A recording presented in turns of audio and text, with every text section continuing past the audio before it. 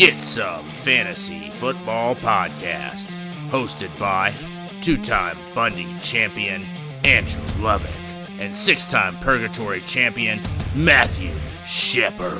I'm getting AJ Green from you this year. It's gonna happen. It's not happening, man. I promise. Not this year. You're just a lazy-eyed bastard, man. Hey, at least I've won the Bundy twice. Yeah, nobody cares. Fuck off.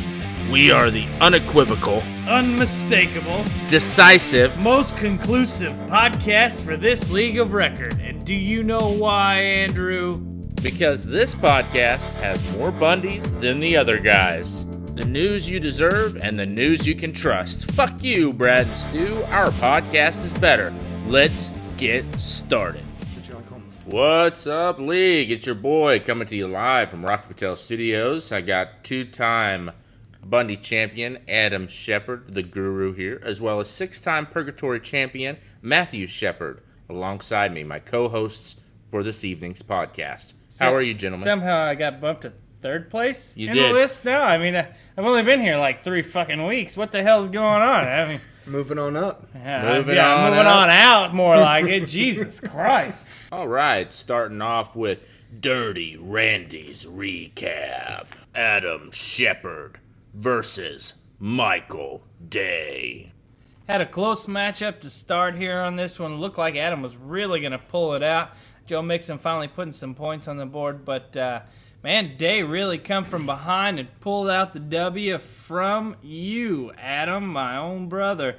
Man, looks like MVP was a last-second swap out. Sterling Shepard, 26.6 points. Daniel Jones flinging the ball a little bit. Fuck that guy. What? Fuck Daniel Jones. Are you kidding me? That's a fraud. Yeah. Look at this. Kentucky Fried Chicken. Look at this amazing quarterback matchup between Josh Allen and Jimmy Garoppolo. Both studs scoring really high points there for you. Barn burner. Yeah, burner. My quarterback got pulled in the fourth quarter and put up more than that. So, all right, next matchup we got here is GoPro versus Brad. This one really stacked up to be a good one. It was a fun one to watch. GoPro looked like he had a real good chance, and Brad pulled out the jinx early. How about the Bears' defense on that? I mean, that was awesome to watch. Yeah, it was. It really made for an entertaining Monday night. That's for sure. The Bears' defense was never going to score 40 or 50 freaking points. Oh, no, dude. No, they were never going to score that many points. They were going to put third stringers in before they scored that many points and send everybody to the locker room. It was never going to happen. It was impossible that it could happen. They were having such a heyday that I could have seen 2 more pick sixes. I disagree. Maybe one, but I mean, I agree, Adam. Never going to happen. No defense is going to score 40 points ever in the history of our league. I'm pretty sure of that. But at the same time, it was really fun to hope for, regardless. But yes, I was definitely rooting for them. Washington looked like a deer in the headlights, and holy shit, the Bears taking them early in the draft doesn't look so bad. Yeah, not at all. Yeah, Deshaun Watson put up a big game, but I'm going to go with Mr. Waller as your MVP of the game, outscoring his opponent, Vance McDonald, who did leave the game early due to injury, by a modest 20-plus points. But Waller strikes again. Yeah, That's but right. Darren Waller's got such a cool story, too. We saw in Hard Knocks, so I like seeing him get his. I do. I'm pretty happy. I got him in Dynasty. I picked him up for a reason. I like watching him play. What league? So, yeah, some other league. Yeah, we don't even talk about that league. Yeah. The league not of note. Next matchup. Sam Bartlett versus Matthew Shepard. Man, I felt myself with a comeback this week. I really thought it was going to happen, and for a minute, it looked like it could. But He broke it off on your ass. Sunday afternoon, Alvin Kamara decided to have a little bit of fun alongside Mr. Keenan Allen. Ooh, man. And then to add a little insult to injury, Cooper Kupp threw a 30-burger on me on Sunday night. Look at Keenan Allen, a guy who was literally a few years ago on the field holding his ACL right in front of me, and he putting up a 40-burger. Proud of him. So do we know now what New Orleans is going to do without their star quarterback? Yeah, I'm pretty Any sure they're going to ideas? run the ball. I think so. Um, I think that's a safe bet. Well, but you look at his usage. I mean, he had 16 carries, 69 yards. He had 9 of 10 receptions for 92 yards and a touchdown The there. guy's a monster. He's a stud. It was a He great does- pick, early draft pick. I mean, I know a lot of places he was going number 1 overall. I can't remember where he went exactly in our draft, what pick Sam was. Hang on. 3 or 4. Was he? I mean, he was up there, yeah. But you look at it, I mean, another dud from tight end for me. Calvin Ridley, guy just traded for, decided to flop with a 1.1. I just didn't have it this week, and there's no way David Montgomery's going for 56 points. So, Keenan Allen, MVP of the game, sir. Good job. Glad you got the win. Pick number 3. Yeah, pick number 3, Three, Alvin yeah. Kamara. Yeah, so good choice there. Keenan Allen obviously panning out along with 2 girls, 1 cup. What do we got next? Next matchup. Stu versus Dixon. Another close one we actually picked. We picked Mr. Dixon to win this one. Really expected a little more out of Rodgers. Prescott against Miami. I will Didn't- say, on our behalf, we did pick Dixon with a healthy Saquon. With Saquon going out, it helped us. However, if Saquon would have stayed healthy, we might have lost this pick. I think you get another 15 points out of him. It'd have been real close. It'd have Gives him been 20. real close. That still gives Dixon the win. So I think we pulled it off right there. Aaron Jones, 14.8 points, continues to be a very serviceable back. Star of the game though, Julio Jones, and then another guy that I don't really want to talk about that left my squad early in the season for who the fuck knows why. Didn't you kick him off? I booted him for yeah. T.J. Hawkinson, who scored less than Wait, you 3 dropped old points Greg? in the last 3 weeks. You Yeah, dropped- I dropped old Greg. Yeah, Oh, Greg! yeah, he snapped off 17 on me last week. Goes for another 22 this week, though. The number 1 team to play a tight end against this year is the Arizona Cardinals. We'll see if that holds up for Greg Olsen. As long as Kyle Allen is a quarterback, I think it does. I agree. So, I think it's interesting to note, I'm kind of worried about Aaron Rodgers. He's in a run-first offense now, and he is not chucking it all over the yard like he has for most of his career. It's still early in the season. After week 5, I'll be worried. I'm kind of with Adam on this one. He only had 29 attempts last week. For him, that's about 10 off par. And he's far enough into his career that he's not running the ball anymore. All I'm saying is just only week 3.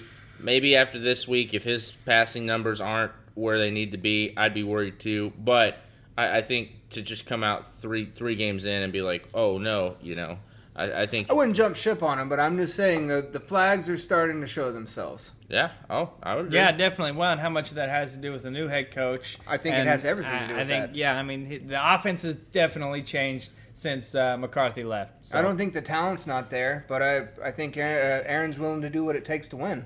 I agree. Next matchup. Shankmaster Eskimo versus Rodney Frederick, the diabetic. Big time blowout here, boys. Not even fun to watch. Matt Ryan really tried to do something for you, Rodney, but That sphincter's going to require surgery. I'm definitely. going to tell you right now, I've got the Bundy right behind us. I'm literally putting a mailing sticker on it right now for Mo to mail it to wherever the fuck he lives, Batesville. I really hope that jinx works. But I'm mailing that shit because you, sir, are a fucking animal. And you not only broke it off on my ass, you broke it off on Rod's ass. And fuck, man, your team is disgustingly good. Yeah, Mike Evans came back to the real world and joined us. He's apparently over the flu, guys, because That guy can play football. Yeah, did you hear that?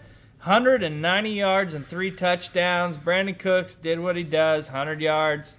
Evan Ingram, apparently... Daniel Jones and Daniel Evan Ingram Jones love each has other. a best friend, and it's exactly what every rookie quarterback's best Daniel friend Jones is. loves tight ends. Yeah. Mark Ingram. You know what? Gus Bus has officially left the station. Mark Ingram is the man, will be the man. Don't buy on anybody else in that backfield. It's done. Man, Ezekiel only scored 17. His backup scored 18. They both had over 100 yards. They were monsters, both of them. Yeah, I think that goes to why Dak Prescott didn't score too much. They just ran the ball whenever they wanted to. Yeah, pretty apparent when two guys in your backfield getting over 100 yards. Sounds like that Pollard hype is definitely living true when he finally gets the opportunity in the regular season. Maybe he somebody is my trades. favorite handcuff to own because the talent is, in fact, there. Yeah, and we'll see if Zeke stays healthy or finds a way to get suspended again. Next matchup. Hipster City Slicker Vince versus Andrew Lovick. Well, I got fucked. No one didn't see this coming, though. Kind of expected Vince to score a few more. 50 burger. I got a 50 burger out of Russell Wilson and still fucking lost. Well, it doesn't help that you, like me, had less than 2 points out of one of your starting receivers. Hollywood Brown back to earth. Yeah, definitely sucks. Gurley didn't quite get as many. Kenny Golladay kind of came down to his floor, all the way down low. But Tyler Lockett continues to show out as the number one wide receiver in Seattle, and I think it'll stay that way. Austin Hooper came what out. the hell is that? Austin Hooper, are you kidding me? So, funny story about Austin Hooper. While I was in San Diego on vacation, our Lyft driver was talking about a time he was at one of the clubs down at Pacific Beach, and his buddy started getting in a fight with a guy. He turned around, and it was Austin Hooper trying to fight him, and they almost got in a fight with Austin Hooper, and they said Austin Hooper backed down like a little bitch and walked away. But he didn't back down like a little bitch when it came to the game and put 21 points on my ass. How confident are we in Baker Mayfield, guys? Zero confidence. I don't think we can be at this point. I mean, even with a pretty solid. Oh no, never mind. I was thinking about a different. No, hey, they look like shit. He needs to do something at quarterback. He needs to make a trade. Unfortunately, he doesn't have that many pieces to try and trade. He needs to get a quarterback. I almost traded him Russell Wilson, but we didn't see eye to eye on certain pieces. But he needs a quarterback. He needs someone other than Baker. You know what Baker Mayfield is? A Browns quarterback. He is a Browns quarterback. There is no doubt about that. You know what he did though? He one-upped every other Browns quarterback by giving them even more hope by setting records as a rookie, and now he's falling on his face. I mean, how much of that is Baker, and how much of it is Freddie Kitchens and the play calling? That's fair. The play calling is atrocious in Cleveland. So. It is terrible, but you have so many stars in that offense. You have so many people with talent. I mean, yes, it could hurt you having that, but golly, the guy should be doing something more than what he is, and he's not. How long before OBJ detonates? That's a really good question. I think OBJ's put a whole lot with this team, and I think he's kind of stepping back and maybe putting his money where his mouth is, at least for a little while. I give it 8-9 weeks. Yeah. If they're still in the cellar with Pittsburgh in the bottom of the division, really everybody's going to be in the cellar chasing Baltimore. But if they're still down there dwelling in the same range as Pittsburgh and Cincinnati, he's going to start swinging at kicking nets and getting mad. If they lose 2 out of the next 3, we're going to have an OBJ meltdown. That's my guaranteed. My prognostication. Yeah, I think so. 3 or 4 more weeks, and you're probably right there. So, and that does us for our Dirty Randy recap. Woo! Breaking news. You heard it here, folks. Live. Breaking news. Here it is from Ian Rappaport himself. Melvin Gordon is officially, in fact, reporting to the stadium to practice tomorrow. This is good. This is good for Stu. He replaces Saquon. Gallman's not going to get him the production he needs, so he replaces Saquon. Stu's still in the fold. This is the best possible news for him with Saquon going down. I don't know if they're going to ease him in or if they're going to hit the ground running. That's it's opinion based, but in the report it says he is not playing this week, so Stu will have to go with Gallman this week. Next week, though, Mo loses Austin Eckler, and so that's something we need to look at. I mean, they might be a 1-2 punch, running back by committee. It just depends on how the coaching staff feels. Just because Melvin Gordon's there in his pads, I mean, these coaches, I mean, if you got a guy who's fucking showing up and taking names and kicking ass, I mean, do you say, hey, Eckler, thanks for what you did. Here's Melvin Gordon, the bitch who didn't show up. Or do you give Eckler the time until he starts struggling and then throw Melvin Gordon in? I kind of think you toss it to the team here. They're a 1-2 team. What they've been doing hasn't been working. And I could see as ownership / management going either way with it and either running him into the ground or sitting him and letting him rot. Yeah, I mean, I can go either way with it as well. I think that they obviously have seen that Eckler can be the guy and he can be the number one guy and he can handle that load. So maybe hold him, reserve him, keep his health, and run the dog shit out of Gordon and say, sorry about you, and then let him leave. Or they could say, listen, we've got a flow on offense. Our running game at least is working really well, and we're going to stick with what we got and sprinkle you and Justin Jackson in together and really give nobody any tape. So when he goes into free agency, he's not going to get maybe what he was worth when he started this holdout. If I'm the coach and I'm just interested in winning, I'm going to pepper him in. I'm going to start him slow and see what he does, but he's no longer the incumbent starter. Eckler's been fine. I'm going to put him in certain places and see how he does and let the cream rise to the top. There's no doubt about it that Melvin Gordon is the more talented back. There's no doubt about it. And I'm not saying that they're not going to start him. I'm just saying there's a multitude of scenarios. Just because he's showing up doesn't mean week, 5? He's the starter running forward. So it's something to keep an eye out for. And, I'd start him. Would you start him week 5? I don't know. I think I keep him on the bench week 5 to wait and see. He's definitely a flex. Depending He's for sure a flex. I don't know. I think you wait and see if there's any more news that comes out across this week and next week about how they're folding him into practice, where he's stacking up on the depth chart will be a really big key. Do they list him at the top? Do they list him under Justin Jackson? I think you got to play it by ear. I think they list him above Justin Jackson. There's no doubt about that. I mean, you would think, but I don't think you can take any situation here for granted. I think you have to wait for the news to come before you make an action. You can't take any situation for granted with the Chargers because look firsthand, they promised to pay $5 billion to Stan Kroenke and have backed out because they're a bunch of dickholes. So I agree. They can be dickhole. I mean, it's not like we're dealing with an organization who is legitimately a good organization who, like Jerry Jones will just say, oh yeah, I had this little spat with Zeke, but he's number one guy, go get in there. Fuck you, Tony Pollard.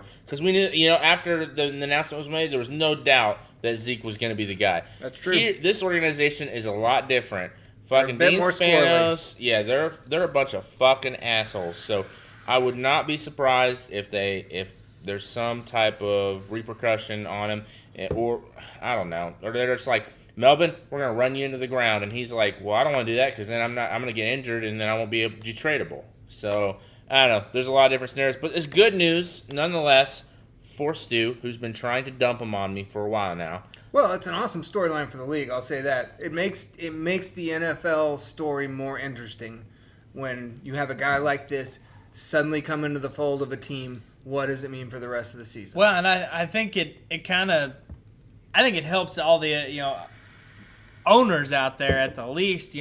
When you stand up to these guys, this is what can happen. It's new territory. It is. Everybody that's held out to this point, for the most part, has gotten paid. The Steelers reached out and offered a sizable deal to Le'Veon Bell. He just didn't think it was enough. So that situation in itself is a little different than this one. This is totally new territory, and I think it kind of lays a little bit of a precedent moving forward and changes the scope a little bit more in the owner's favor than it used to be. Well, and it all comes down to the next CBA. That's where we're headed, and we're headed toward a gigantic fight. It would not surprise me at all not to see football next year. Yeah, there's likely That's a pretty bold prediction. there's likely to be a holdout of some sort. I mean, I would at be least, more at surprised least if we miss saw preseason. football next year than if we didn't.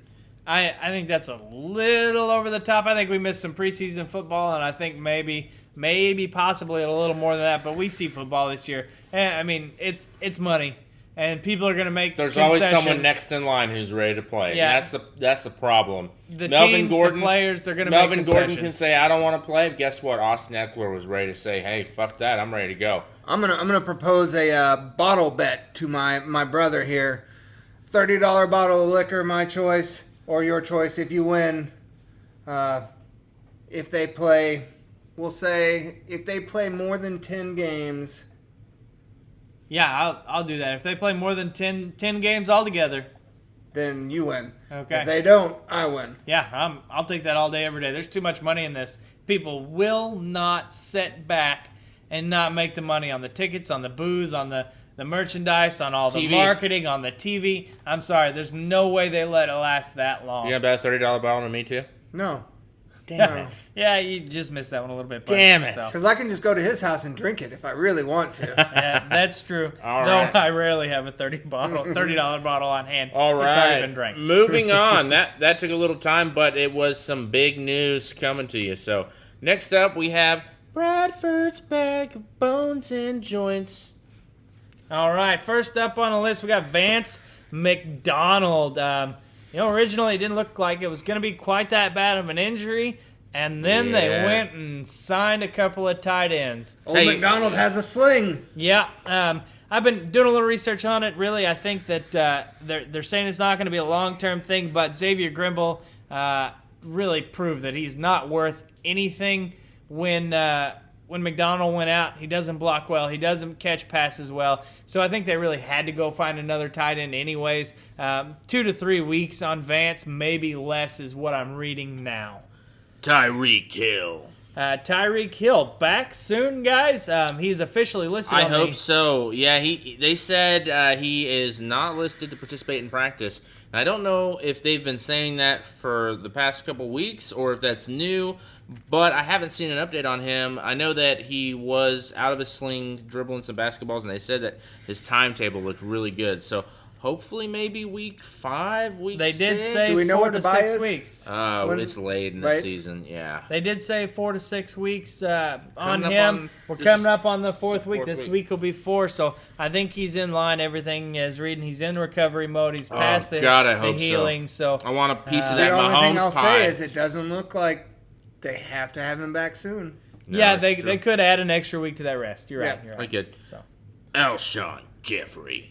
Alshon Jeffrey looking like he should play this week. Maybe a little limited in practice, but he should be all right.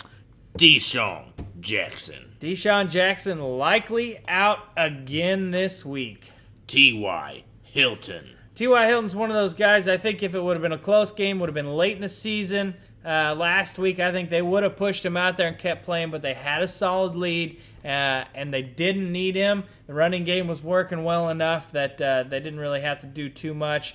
Caught the tight end for a couple of passes, so I think he's going to be fine. I think he's going to play this week. Tevin Coleman. Tevin Coleman on a bye this week, but looks like he is en route to thank come back God. next week as Thank God. most likely the starter over Matt Breida. I would hope so, but you never know. Devin Singletary. Devin Singletary, he's a possible this week. I think they're really taking their time with him. If he had to, he'd play this week, but Gore proved well enough that he can take the know, load The again. ageless honestly- freaking wonder. You know, I won't care if he plays against the number 1 rush defense. Yeah, I in think the you're league. good leaving him Yeah, out. I'm Yeah. good leaving him out. If they want to leave him out, we'll leave him out. I'll figure it out. Edo Smith. Ito Smith with a concussion. He's going to be out at least this week. Man, he took a hard hit. Could be one of those lingering things. Don't really know yet, but definitely not going to play this week, I'm assuming. Julian Edelman. Julian Edelman almost had the exact same injury Tyreek Hill had. They're actually just calling this one a contusion this week. He is likely to go.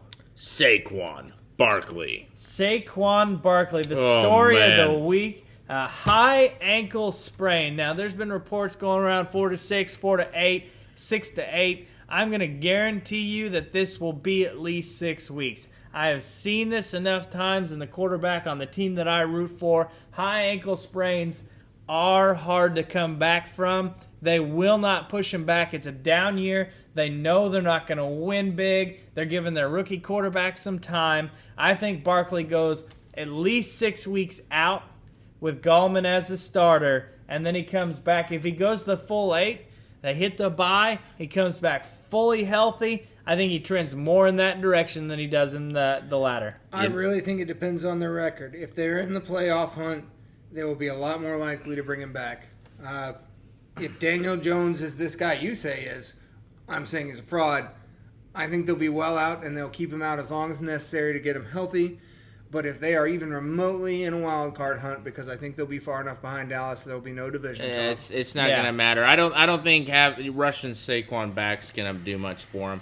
All it's going to do is hurt their money cow, their bell cow. Right. And I think low expectations going into the season. I don't think you rush him back for any reason, even if you're thinking a wild card is in play. Damian Williams missed practice again, and so did LaShawn McCoy. McCoy was he out or limited? I think he was limited. Limited today. Looks like he's got a real good chance of going.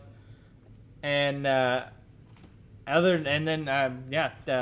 Williams kid looking like he may have some value this week. We'll see how long that lasts. I think if this is a game that matters late, McCoy doesn't exit.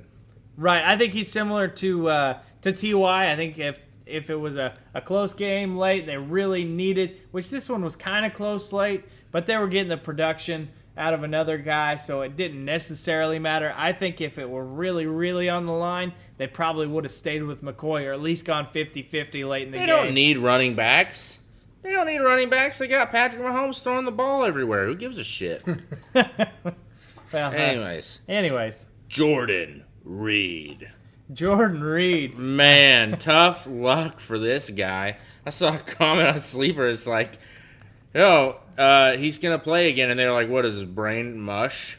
Does he want his brain to be mashed potatoes? I mean, the poor guy is like, I don't know the exact numbers, but the dude has probably had 6 or 7 concussions in the like last 3 years. He's like the poster child for CTE. I believe he's had 5 documented, which he's had more than that, because that's not considering college, that's not considering any other level of play.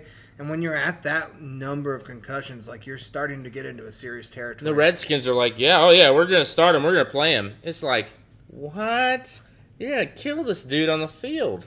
Yeah, well, and that kind of plays into possibly the next guy, a quarterback.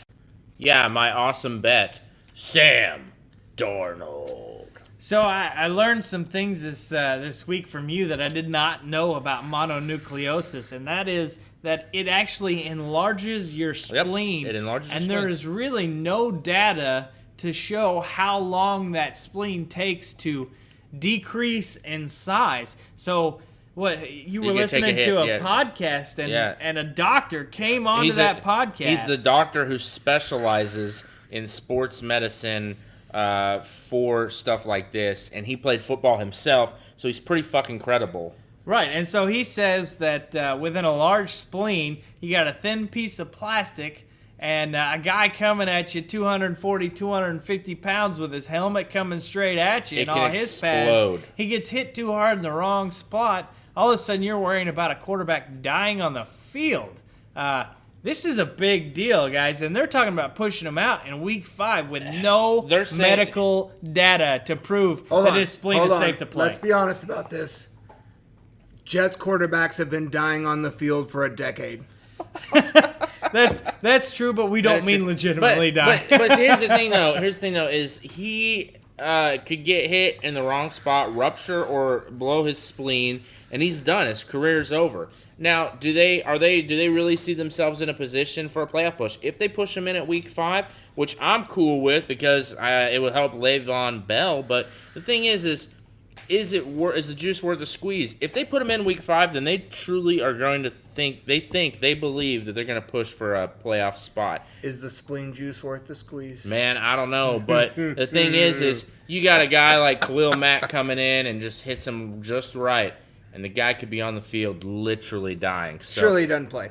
Yeah, I mean, Can't the imagine reports say they're pushing for a week They're 5 pushing start, for but week 5. I really feel like that. Maybe there's a little bit of a smoke screen there. Maybe they're just trying to kind of throw some people out. I don't really know. I don't know how, with that type of news and no medical data to support a timeline for the reduction in the swelling of the spleen, how you can push a guy out there without scans and other things to prove that he is okay. I mean, it's not definitely like agree. a bruised rib with Romo where you can put like another breastplate in there or some type of plate to try and limit the damage. I mean, this thing it's a vital organ. I don't know how they're gonna do it, but we'll see. Yeah, that's it's one to keep an eye on. Definitely has some value. It limits some players in their value and changes things going forward. So I'm pretty sure the spleen's entirely worthless. It's just a sack of poison. yeah, pretty Just- much. just to clarify. Yeah, it's not a vital organ. It's not a vital organ. Yeah. It No, just it'll holds just your kill you bile. if it breaks. Well, that's good to know. Thank you. Yeah. Next up, Goodell's Highway to Hell. We had at the top of our list on this one, guys, something we actually reported on in the middle of this podcast as it was reported live. Melvin Gordon is definitely coming back to practice. He's coming back. He's back, boys. He's back. He's coming. Next, Antonio Brown officially All right, out of the league. I don't want to touch. We could spend literally the next 45 minutes talking about Antonio Brown and how bad his CTE is and how crazy he is. But let's just. The update I saw today was that Drew Rosenhaus, his agent, said that there are NFL teams still hitting him up to come play. That's asinine to me. I don't think there's. I mean, this guy's he's got to receive a black ball from the league. I mean, there's absolutely no way this guy ever plays for an NFL team ever again. If you won't hire Colin Kaepernick and you'll hire this guy, like, I have a serious problem with what's going on here. I definitely agree. I mean, Colin Kaepernick has had his share of social issues, but nothing to the extent of what AB has done to now 3 teams in less than a year. You know what I find interesting? How well Pittsburgh kept this under wraps for as long as they did. I find that very impressive. Now seeing him gone through 2 teams after the Pittsburgh Steelers, how well they managed this egomaniac for so long, and then just to watch him burn through 2 organizations. Sounds so like quickly. sounds like he's a narcissist. It sounds definitely like is. he thinks he is God. I mean, he thinks he's larger than life, and I don't think he's gonna find any salvation at Central Michigan. No, he actually enrolled as a student in Central Hey Michigan. guys, now, I'm going so, to college. Changed Pretty my sure life. he's used up all know of who his else did that? eligibility. Who? Manziel. Oh well, good for him. He washed out and then he went to college because he was getting his shit right. Yeah, well, but Antonio Brown Fuck your can't. notes. He's gonna be like, I don't have to take a midterm. I'm Antonio Brown. Yeah, you're exactly right.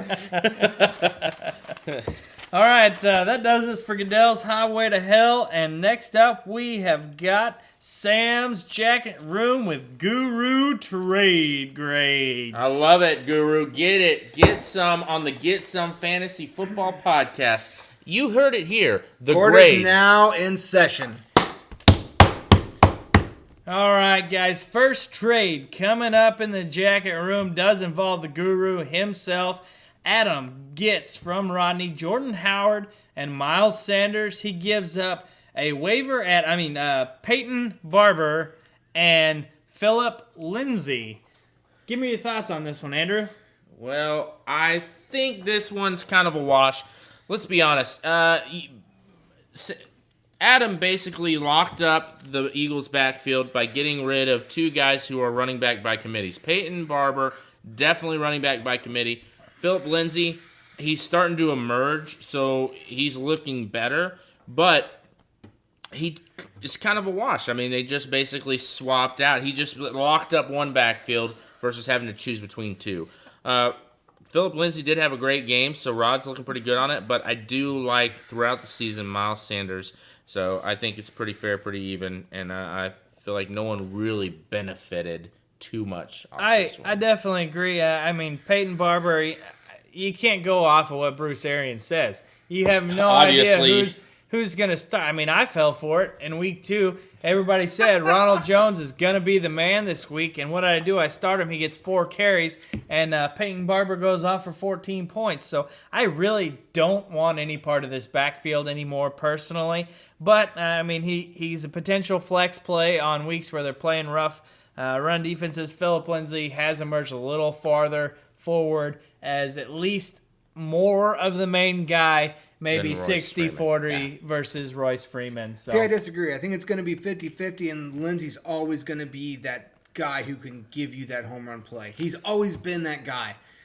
His yards per carry is off of these big, long carries. It's not like he's pounding the rock time and time again to get these good yards per carry. He breaks off long runs. He's going to have great games.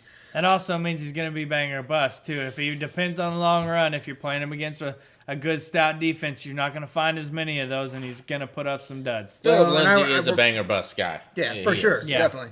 And I worry about him getting blown up once and then his career's over. I really do. Yeah. One good hard-hitting safety, and you know, it has some potential for some bad things. But for me, this is all about Sanders. I, like these guys, see him coming on later in the season, and I think later in the season he will become the feature back in Philadelphia. I'm giving this grade a B on both sides, calling it a push. It's kind of speculative at this point. Well, it's like what you said last week. Nothing really sexy in this trade. Both teams get something they're happy with, and it's what any good trade should look like. So next up, Brad receives Freeman, and Rod receives Robert Woods. Not really upset with this trade either. I really thought Ito Smith have a bigger role, though, for the next couple of weeks. He is going to be out with a concussion. Devontae Freeman definitely growing in his role in the offense as they kind of figure it out in this new season here. And Robert Woods, he's the third man up in a high-powered offense. He's going to get his sometimes. He's going to be lacking a little sometimes, but he's still going to give you 6-7 points. Here's the reason why I want to stay away from the Rams offense. They have so many fucking weapons, and their quarterback is inconsistent. So it's tough. I mean, the Rams are good. Don't get me wrong. It's just Robert Woods is on a list of guys. It's just kind of like the Chiefs. I mean, the only thing is their quarterback's not as consistent as Patrick Mahomes. And so they're going to get theirs, but not as often as some of these other wide receivers on the Kansas City Chiefs. It's going to be one game or not. Robert Woods is a fantasy whack-a-mole. I definitely agree. I mean, he's third up in the line. He's got 2 names in front of him, and Cooper Kupp and Brandon Cooks. There's no way he's ever going to take that third place. It was really a coin flip over Woods or Reynolds who was going to get to take that time. And Woods got it, but still, it's kind of a push to me, but I still really feel like Brad won that one. Yeah, Brad won that one. Yep, I agree. I'm going to go ahead and give Brad the B and Rod the C. All right, and on the next one, we had a groundbreaking, first time ever in the league. Brad's been pushing for it for since before week 1. Yep, congratulations, Brad. Trying to make a 3-team trade happen. He even offered up some 4-team options. He finally pulled it off. He finally pulled it off. You did it, man. You did it, man. You're the real MVP, Ma. You did it. So, this one's going to be a little more complicated to break down. Let's start with, and I think the only way to look at this trade is per person, what they gave up and what they received. You can't look at any other teams and how it worked out to evaluate it properly. So we're going to start here with Copro. What did Copro give up? He gave up Hopkins, best receiver in the league, Mustard. Colonel Mustard. Must start. No, you must not start him in fantasy. Please start him this week. Moving on. Ty Johnson, a guy who picked up, then dropped, turned around. Actually looks like he's serviceable as a second there in Detroit. He receives T.Y. Hilton, Julian Edelman, and DeMarcus Robinson. I will repeat that one more time for everybody. DeMarcus Robinson. Wait, and not. Are you sure it's not Denard Robinson? It is, despite someone else's constant opinion, trying to trade me Denard Robinson. Hey, wasn't he the quarterback at Michigan like 5 years ago? Or 7. I think he used to play running back for the Jacksonville Jaguars. He definitely is not in the league, and he definitely was not on anybody's bench or involved in this trade. It is DeMarcus Robinson. Never lost! Never lost. But Denard Robinson did have some pretty sweet dreads, though. Yeah, really. And he was really fast. Made him faster. It upped. Those dreads gave him from a 5.7 speed to a 6.7 speed. 1 point for the speed because of the dreads. Well, you keep talking. I'm going to pull up his 40 time from the combine. All right, you It go was ahead and do ridiculous. that. So let's break this one down with the Guru here. Guru grade on just what Kopro was able to do here. Man, I hated to see Kopro give up a top tier receiver, but the reality is he got a top tier receiver back plus some change. So he did great in this trade. I don't like the trade overall, but I cannot fault Kopro for what he did. I'm giving him an A-. Yeah, you and I both kind of had some hard feelings over the instant reaction to that trade. You and I both kind of felt like Kopro maybe got robbed, and that's why, looking at it the way we are right now, that's why I think it's the most important, because I don't know about you, but for me, I was just angry that Brad was able to add another piece, and he found a way to do it that actually made sense for at least one other person. Well, and the Hilton injury was fresh. We didn't know as much about that as we do now. Yeah. The Edelman injury was fresh. We didn't know as much about that. Yeah, there was a lot of... update on Denard Robinson 40 time at the combine. 4.32 seconds. 4.32. That's blazing, boys. That's That man's moving. fast. I forgot his nickname was Shoelaces, and he always had his shoelaces kind of untied. How can you run a 4.32 with your shoelaces untied? This dude's a freak of nature. And it says right here that they feel like he would not be able to beat Usain Bolt in a 40-yard or in 100 meters, but when it comes to the 40-yard dash, they feel like he could beat Usain Bolt. I don't think anybody beats Usain Bolt in anything. I'm sorry. Don't care. The guy could be 70 and he's still going to win. Isn't it Marquise Goodwin that runs a 4.22? Yeah. And he's still worthless. True story. Anyways, moving on. I don't think he ran a 4.340 when he met Jadeveon Clowney. They met face-to-face once. Next up, we've got Brad. So Brad gives up Will Fuller, whack-a-mole, Rashad Penny, backup, though at the time maybe had potential to steal the starting role, T.Y. Hilton, and DeMarcus Robinson, receives DeAndre Hopkins. And some trash. Yeah, and some trash. Mustard in the library with Wrench and Ty Johnson. Yeah, I think as the season goes on, I still think Penny ends up getting a shot. Fumble issues don't go away. I'm glad they gave him the public vote of confidence, but that's typically the last thing a team does. Like, that's his last notice. This is his last chance. One more fumble and one more game, and he's done. So Penny still has a legitimate shot to finish this season very high up on a high run percentage team. So that could be a piece going down the line.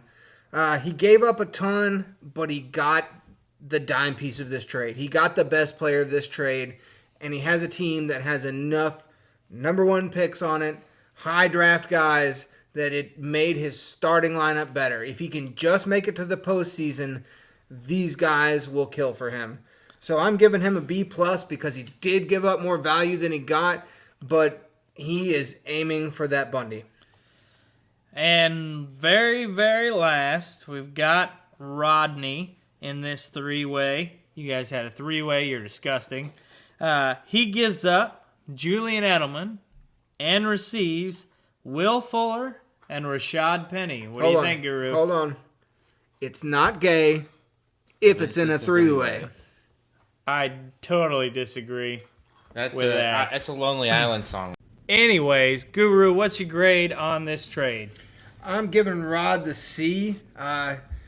He didn't get much back for what he gave.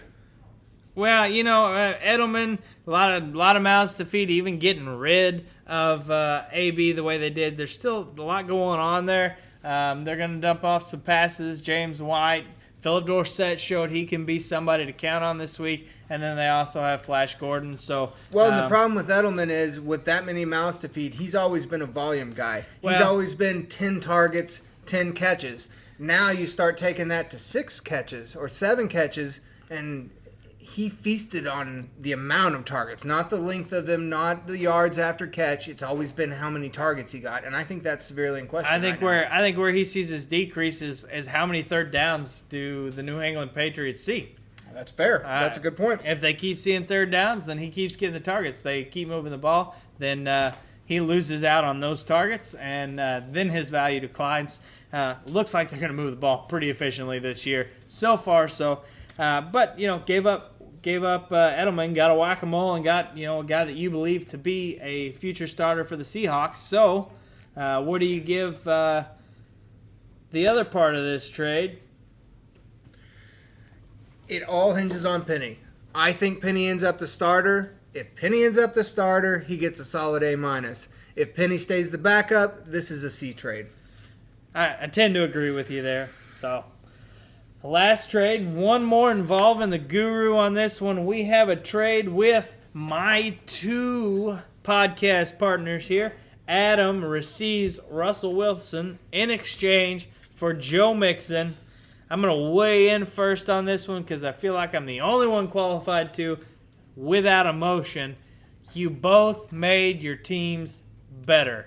Adam, you were stringing quarterbacks week to week, getting 15, 16 points, never knowing who you're going to start the next week, trying to play the matchups, and that's a rough game to play sometimes. You drastically improved your quarterback situation. You have good running backs. You didn't necessarily need Joe Mixon. I think you came out well. Loving, you have no running backs. You are hurting so bad right now, it is ridiculous. You gave up your number 1 quarterback, but you got a guy from me that you have confidence in Phillip Rivers, to start in instead. You stream 1 week, and you keep P-Riv in the rest of the time. You drastically made your team better. I think this is one of those, to me, where it actually is kind of sexy a little bit, and both teams win to help their team. I give it A+ on both sides. I really think you guys helped each other out, which is what we do on this podcast, and you made your teams better at the same time. So, bravo, boys. I think you're drinking the Kool-Aid a little bit. I made this trade at work while I was busy, and I don't think if I'd have thought about it longer, I would have done it. I give myself a C-, and I give Mr. Lovick an A. Well, Russell Wilson is don't speak too soon because he is playing Arizona's defense this weekend. Yes. And so you might be a little bit happy about that. Well, I'm also playing Rod this week, so I was already kind of penciling in a W as it is. Oh, somebody on this podcast getting a W this week, damn it. Yeah, not us. All right, next up we have our matchup predictions with Dirty Mike and the boys. And instead of playing it this week, I'll just say, quick, boys, rub your dicks in the cars as you run away. Definitely running a little over, so let's pull up these matchup predictions, see where we're at, and we can start off with a couple of obvious ones. I'm pretty sure I'm losing. Matt's losing. We know. Mo's winning. We know that Brad's going to win this week. We know that Lovick's going to lose this week. Mo's going to win. Mo probably going to win. That one maybe a little more in question, I think. But, no, I'm just kidding. Mo's going to dominate. I have no reason to say that Mo's not going to dominate. I'm taking the dub this week, right? Yeah, we definitely have Adam down for a win this week. So, so going through it, we got Stu over Day. We got much to my chagrin, I think this is probably, in my opinion, the matchup of the week. It is. Going to be the most It's competitive. going to be a coin flip, but Patrick Mahomes is the X factor. Patrick Mahomes, the X factor, and we have proven time and time again that you cannot pick me until I give you a reason to pick me. So we're going with CoPro. Adam over Rod, finally getting your W, brother. We're going to go Brad over Lovick for sure. We're going to go Dixon over Vince, and we are going to go Mo over Although Sam. I will say that Mo and Sam is probably our second matchup of the week. That's going to be a really good game. Two high-flying guys who are riding the waves. So someone's going to get a W there. Or someone's going to get an L. Yeah, definitely. That'll be a matchup to watch too. I think that'll be a good one. I think Mo takes it away. That's my pick. But Mo certainly has the better guys. However, Sam could sneak up on this one. He's got potential. It looks like we wanted to do a part of this section to kind of compare and contrast the other leagues or the other podcast pick for our gauntlet here. And Did they update it?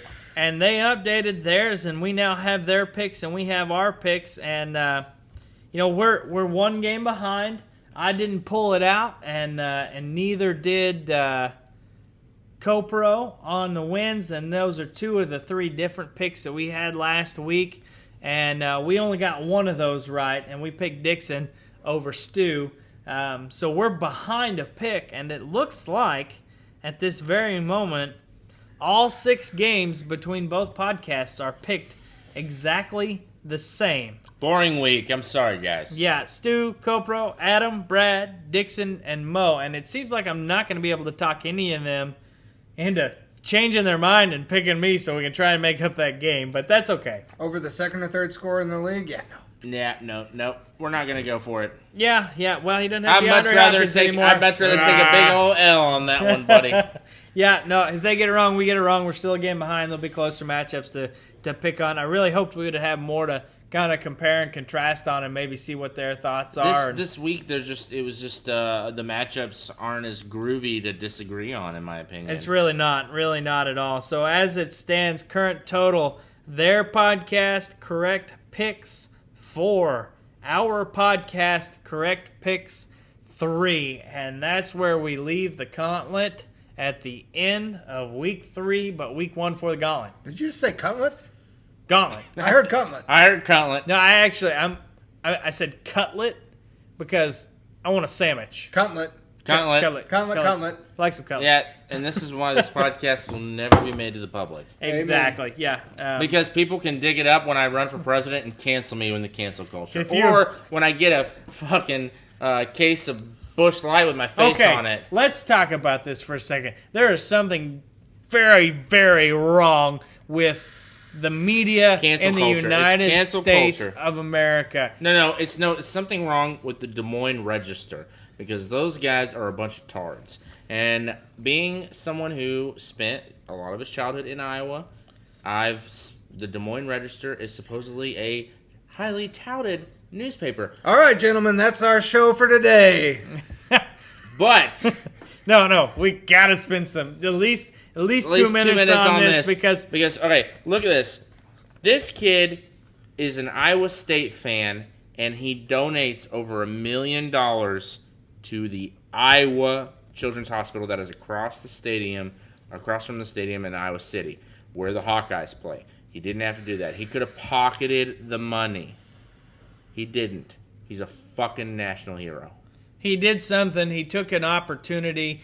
I don't know if you guys know the backstory. The guy held up a sign at a game, said, "I'm out of Busch Light. Venmo me money." Venmo me money. People started Venmoing him money from all over the world. He starts piling up this money, and the guy comes out and he says, "Okay, I'm going to donate all this money to the Iowa Children's Hospital," which, if you don't know, is right across from Iowa University Stadium, and they have a tradition where the players come out and wave at the kids in the windows at the beginning of every game because the kids can see the game as it's going on. So this guy makes this bold statement, comes out, Busch Light comes out and says, "Oh, man, how awesome is that? We're going to match it." So they're going to match every dollar. Venmo. And Gonna match every dollar. Gonna match every dollar. And they come out and they actually say we're gonna give you a lifetime supply or a year supply. A year supply of Busch Light with your face on the they can. They made a can and that put would his be a face lifetime on it. supply for me. Yep, probably.